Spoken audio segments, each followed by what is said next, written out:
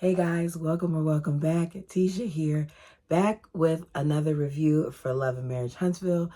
Let me first apologize for the way that I sound. I'm just literally getting back from my niece's graduation, and I had a great time with the family, and as a result, my voice is gone. But I was listening to Love and Marriage Huntsville and taking notes while in the car. And I decided that I should just go ahead and start with this review. As I said in the previous episode, there will be things that I do not cover.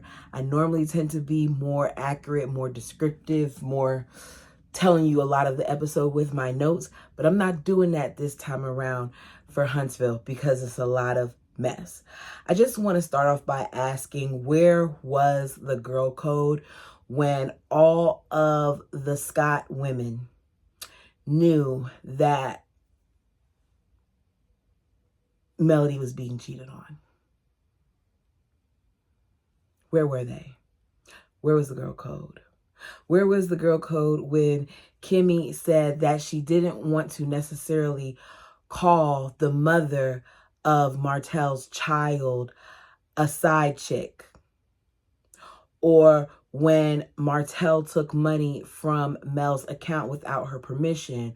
Or when they knew that their husbands had met Coleslaw? Or when, I can't remember if it was the first or the second season, when Tisha knew about her and decided to throw it in Mel's face on multiple occasions? Where was this girl code when she decided to reveal that her cousin was being cheated on, or that Kiki was a drug addict? There are a lot of instances where Tisha has not held on to the girl code, yet here she is giving Sunny all types of smoke because, in my personal opinion, she's worried about this being a possibility of happening with her own husband. I need her to focus on herself. Also, Kiki, in my opinion, spoke directly to the blogger. I feel like she did it multiple times, and she granted her cousin's wish in her being off the show by crossing the line, by revealing more than she should have. I am a little concerned about this season. We can say what we want to say about various members of the cast. I know a lot of people are sick of Mel. I know a lot of people are sick of Martell, but I want to know what exactly the Scotts are bringing at this point. Both of the brothers have all these things going on outside of the show, and yet we're not talking about any of that.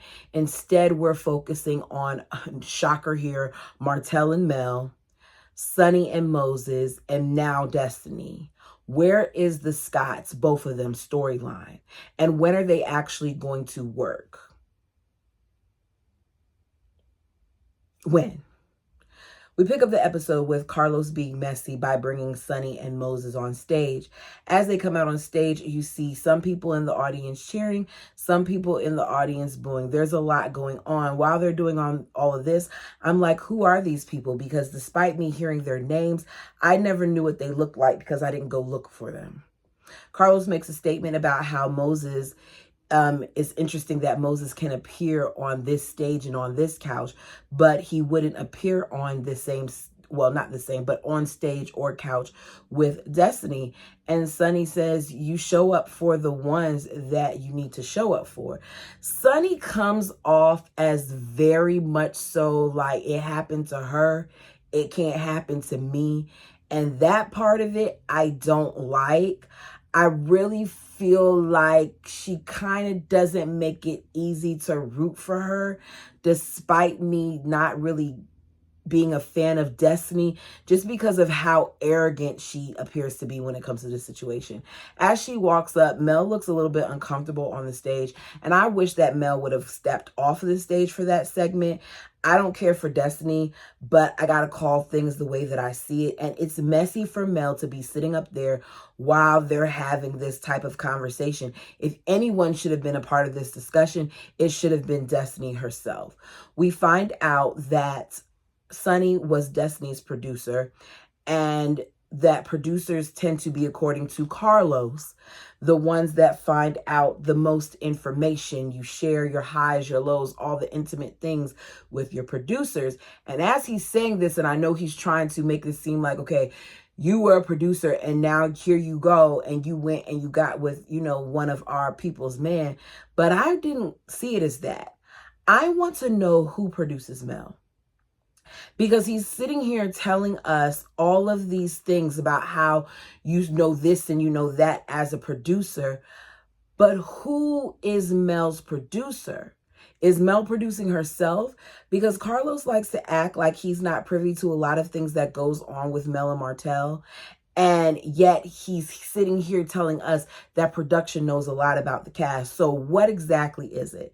Sonny says that as she's sitting there and she's hearing all the boos and seeing their reactions, that she feels like she's in a lion's den, that she's not accustomed to being in front of the camera and hearing the criticism. She's used to, maybe seeing something here and there on a blog or in a comment section, but not to this degree.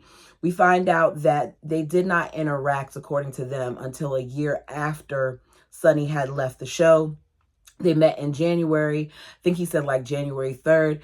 And then in Carlos's own shady way, 9 days later, he supposedly was done with Destiny when he saw her. He says he wasn't done with Destiny when he saw her. He was still with Destiny, but he did not start interacting with her until July when he got her number, and then they started dating in August.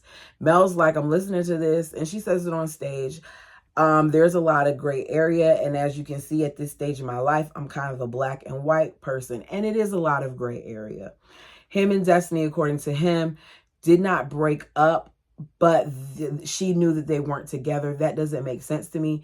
He says that he was supporting her as she was going through all the various things that she was going through, like her custody battles and stuff like that. As I said, his story isn't adding up, because if you never did break up, then how was she supposed to know it was over, especially because they were in a long distance relationship at the time. Sonny says that unlike Destiny, she knows how to prioritize her man. As she's saying all these different things, I'm like, girl, this is messy. Say what you want to say about being there for your man, but you don't got to knock down Destiny, who I don't care for, just because now you got this man. She says she reached out to Destiny. She tried to talk to Destiny because she wanted Destiny to hear it from her, that Destiny did not, answer her when she called. So then she texted her and she said, basically, I'm with Moses. Now, Carlos feels like it was wrong and it was messy, but she says, I don't owe her any loyalty. I didn't break up no homes. She's not my friend. She was one of many. She was a side chick from day one. She was never the main. And as she's saying all this, I'm like, girl, you really got a lot of heat for this girl. And Mel even touches her and says, I'm feeling like a lot of anger here.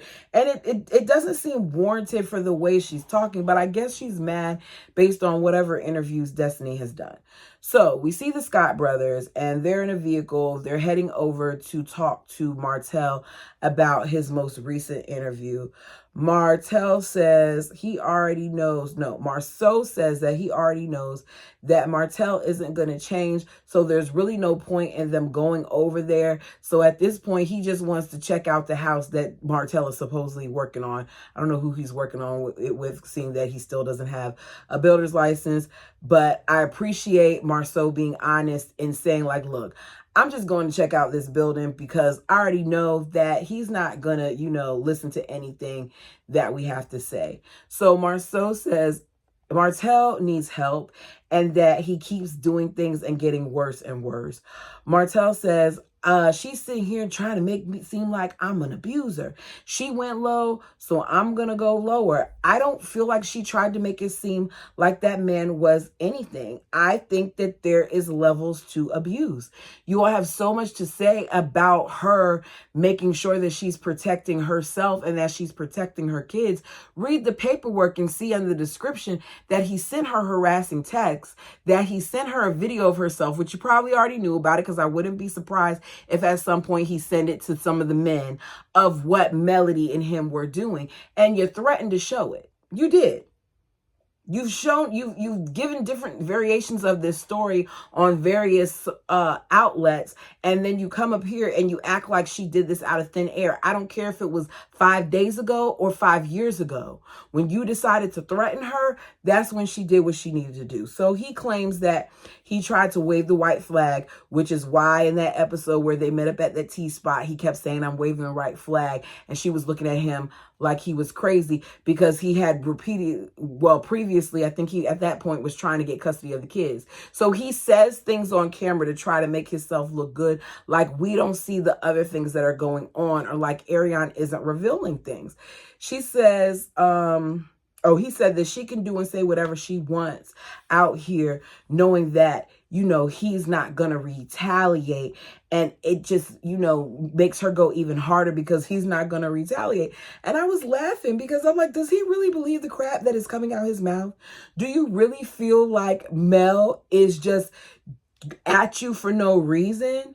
No, she's at you because you need to be addressed. Everything that's happened recently, because Mel has sometimes came out, I'm like, why are you telling us this? Why are you putting this out on social media? But everything in recent years, especially after their first court case, I feel like it has been a response to something that he has done or that Ariane has done. He says he's a nice guy, and nice guys tend to get the short end of the stick. His goal in doing what he's doing is to get out the facts. So the Scott brothers then speak up. And once again, I don't know what the millimeters are doing. I don't know what people are saying. But this is the second episode where we're hearing them talk about the people who are Team Mel and how they don't see things for what they are. And they're like, no matter if it's fact or if it's the truth, that these people are going to follow her just because they're fans and they don't want to see the truth. I can't speak for the diehard fans. I can speak for me. We're not going to act like Revenge P isn't wrong. We're not going to act like he doesn't do or say things that are scandalous. We're not going to act like him revealing her medical history with his side chick, current chick, whatever she isn't wrong. We're not going to act like he hasn't done things to purposely get a response from her, saying that she has all the babysitters, saying that his children, he doesn't want his children to be in the company of her brother.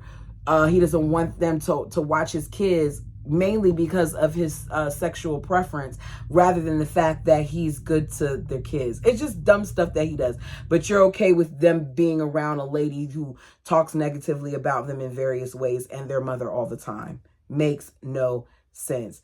They want him to stop. They feel like he basically is going to throw out a bomb that is going to be so bad, and it's just going to continue to make him be the bad guy, and that she's going to be able to prove everybody right based on what he's doing. He says, Martell says, Marceau and Maurice are sitting here giving me all this heat and telling me what I shouldn't do and how I should be quiet and not respond and all these other things. Yet Marceau goes back and forth online with people like Female all the time. He said that they're saying what the ladies want to hear, and he just wants them to shut the hell up. Bottom line, he's not trying to hear it. We then see Stormy, who goes to meet up with Kiki to figure out why she's running to the bloggers. Kiki was pissed, according to her, after the Houston trip, and she felt like Stormy was the only one that had her back. She expected that Mel would have her back too, so she was mad at everyone. So she vented to her mom about what was going on, and supposedly her mother told the blogger. I'm not buying it. Neither is Stormy. Stormy tells her, if you never said anything to your mother, then you wouldn't be here. And then you hear her like basically telling her, like, just tell the truth. Be honest and just say that you messed up. Because if you just say that you messed up, I can understand that more than you sitting here saying that your mom did this, when I kind of feel like that's not what happened. I could take the truth more than I could take a lie. And she says she doesn't admit that she did it. She just says that she messed up. I hope that Kiki got a good payment for this scene and the one that we see her in next, because I feel like this is a wrap for her. So her and Stormy, end up I can't remember if they hugged or whatever. Stormy didn't give her a lot of heat, but Stormy had more to say about how she didn't believe her in the confessional than she said to her face. She kind of told her in her face that she was questioning her a little bit and she doesn't see why this and why that. But she made it more so apparent in her confessional that she kind of has to, you know, look at Kiki sideways because she's not really believing what Kiki's saying and she just can't trust it. And I want to know what Stormy's going to do now, because who else is Stormy going to film with? Maybe she'll be nice to Mel. I don't know. Mel is rehearsing. I want Mel to stop. Mel is not a singer. And I wish somebody in her camp will let her know that. You're boo-boo, you need to be in the background. And it's not me hating. It's just the truth of the matter. Know your truth. Mel has reached out to Kiki based on what she heard in the blogs so that she can come and talk, because they're filming. So Kiki tries to talk to Mel. She tells her she's sorry. She lets her know that she called up her mom, told her mom that she felt slighted. She was venting. She said a lot of things, not just about Mel, but then after she vented to, you know, her mom vented to a blogger, and then the blogger put it out. That's her story, apparently, and she's sticking to it, despite it not making any sense. Mel isn't buying it. Mel says that, you know, Kiki, this situation happened 6 months ago. And I would have thought that, you know, you would have reached out to me before this, that you would have sat me down, let me know ahead of time what went on from you, rather than me hearing it the way that I did through the internet. I shouldn't have read it on the internet, and your apology doesn't move me. She tries to say that Kiki does, that she, you know, she didn't tell her because she kind of, you know, has a problem with confrontation. And Mel's laughing because Mel's like, you have a problem with confrontation? We just saw you throw, you know, a drink in Tisha's face. How do you have a problem with confrontation? She's like, no, I mean, like with you, because, you know, you've been there and you supported me and this and that and that. And, you know, it's different, you know, with you. With Tisha, you know, she did things to me. So whatever. She's still not mad. She still doesn't regret what she did to Tisha.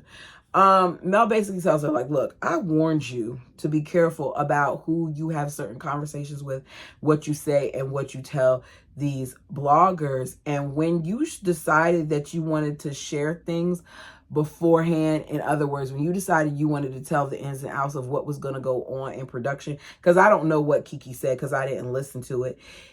It was a no-go for me. I'm assuming that she said something that they weren't supposed to reveal, because I feel like a lot of this cast says and does things all the time ahead of time that we know beforehand, like this whole situation with Mel and her and all the RV, the revenge P and all that other stuff. We knew about this way before they did this. So I don't understand. But either way, she kind of messed up something that she had, because Mel is talking to her from a production standpoint. She's like, look, this show is a check for me. And it's for myself and it's for my kids. And what you did could have taken away from my kids. She says that it's just way too much. And she's at a season in her life where she doesn't have room to question friendships. And as she keeps changing and elevating, she feels like her circle is going to get smaller and smaller. Loyalty means a lot to her. And at this point, she doesn't want to have to question anybody. And she questions Kiki's loyalty. I want to know who on this cast at this point is Mel's friend. Because even Miss Nell, which I understand why with some of the things that Miss Nell has said, even Miss Nell doesn't seem to be her friend anymore. So I don't know. I feel like a lot of things with Mel in the cast at this point is surface level, and that's okay. She wishes her well and basically, you know, dismisses her, and Kiki lets her know that she respects her decision. It really does seem like that's it for Kiki. Now, I never thought Destiny would be back. So maybe Kiki, if you could, you know, figure out a storyline that's worth putting on this show, maybe you can come back to, I don't know. We see Kimmy, Tisha, and Sunny meet up to talk about the situation with Sunny, Destiny, and Moses, but Tisha did not know that Sunny was coming. Kimmy doesn't have a storyline, so she's going to get this situation moving with a person who doesn't even live in Huntsville, because she's like, I heard you were in town and I just wanted to meet up with you.